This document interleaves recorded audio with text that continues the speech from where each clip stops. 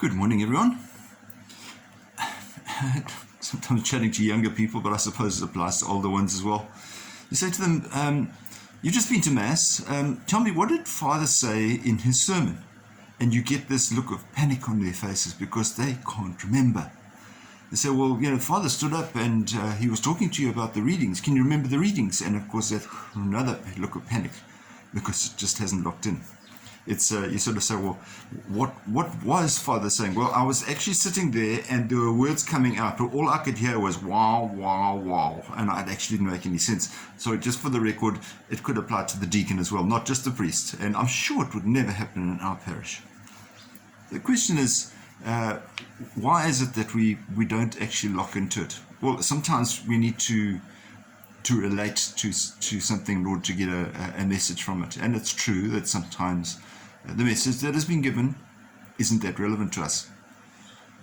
But there's always a truth in the message that is given to us. Jesus in our reading today says, the truth will set you free.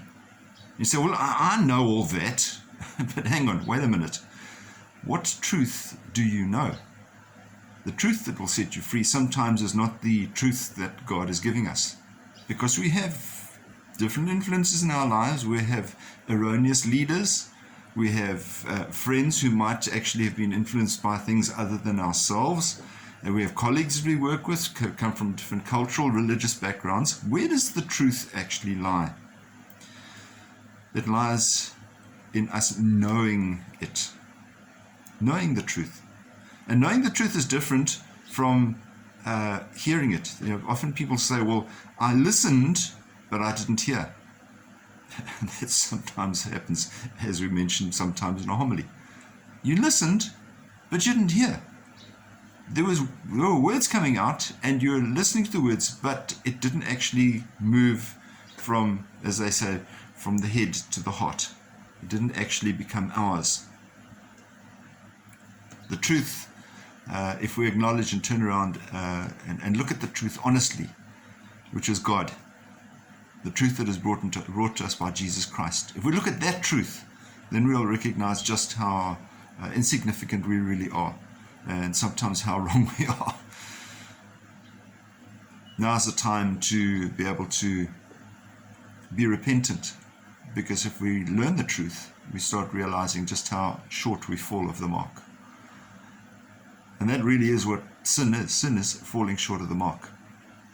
It's not making it. Sin is the thing that is called a damage to our relationship with God. So repentance is not possible if we don't know what the truth is. If we don't know what is wrong, how can we possibly feel accountable for it? Let's reflect on that this week. Let's reflect on it particularly today. And make sure that we are closer to God and learning more about Him. May God bless you. May God keep you safe. We'll see you again. Bye-bye.